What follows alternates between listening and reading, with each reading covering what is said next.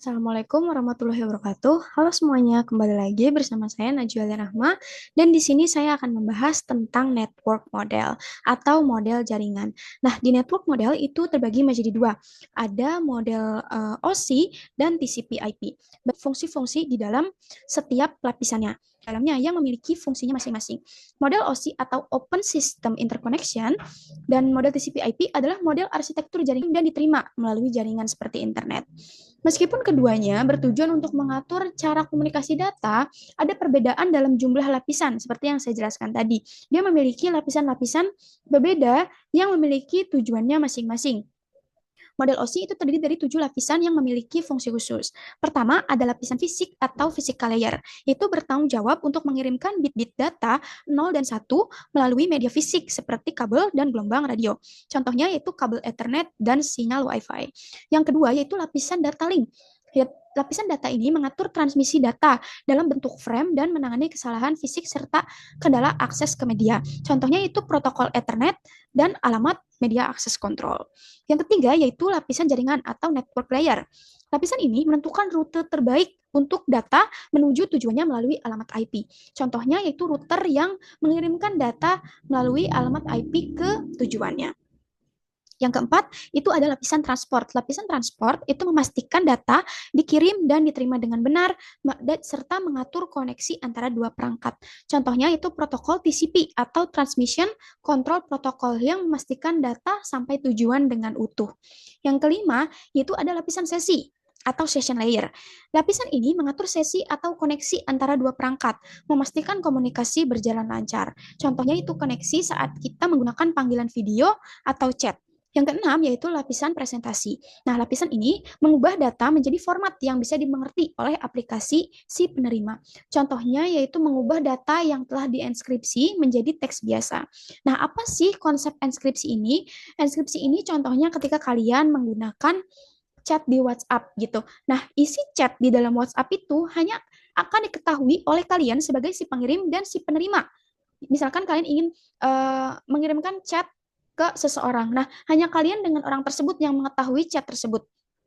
Jadi, kalaupun ada orang yang berusaha untuk mengetahui chat antar kalian dan si penerima itu hanya akan muncul teks acak. Nah, itu yang disebut terenskripsi. Jadi hanya akan muncul teks acak saja di dalamnya, tidak merupakan bentuk chat asli gitu yang kalian lakukan dengan si penerima.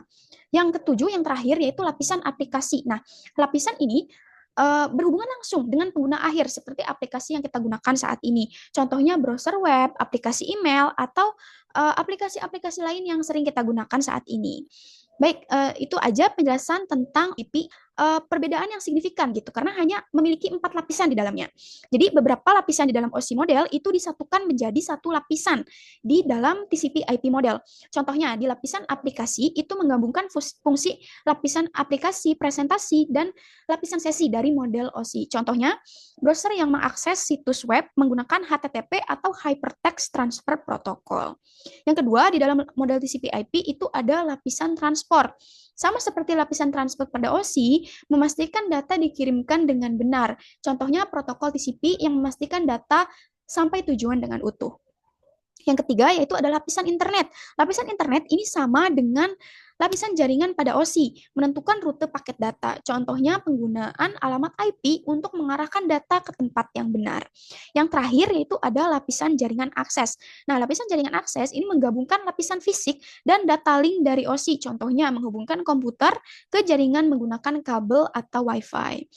Contoh penggunaan model-model lapisan ini dalam kehidupan sehari-hari itu kita ambil saja contoh ketika pengguna menulis email di aplikasi email. Nah, itu menggunakan lapisan aplikasi. Jadi ketika email diubah menjadi data yang dapat dikirim atau dibaca oleh si penerima, yaitu tugas dari lapisan presentasi dan lapisan sesi pada OSI atau langsung di lapisan aplikasi pada model TCP/IP. Seperti itu. Nah, perbedaan utamanya yaitu antara TCP/IP dengan model OSI itu model OSI lebih seperti peta yang detail dengan setiap langkah yang dijelaskan satu persatu. Sehingga kita bisa memahami nih setiap bagian kecil dari perjalanan data. Jadi di OSI model ini karena dia dibagi menjadi 7 layer yang memiliki fungsinya masing-masing, jadi itu akan lebih detail, akan lebih jelas nih fungsi di layer pertama itu apa, fungsi di layer kedua itu apa, dan bagaimana perjalanan data di antara layer tersebut.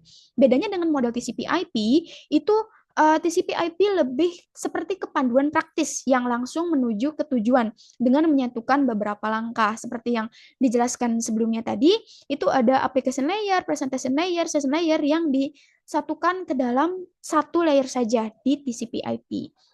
Baik, mungkin segitu saja penjelasan saya tentang network model ini. Jadi semoga dapat dimengerti dengan baik ya, teman-teman. Sampai ketemu di video selanjutnya. Terima kasih.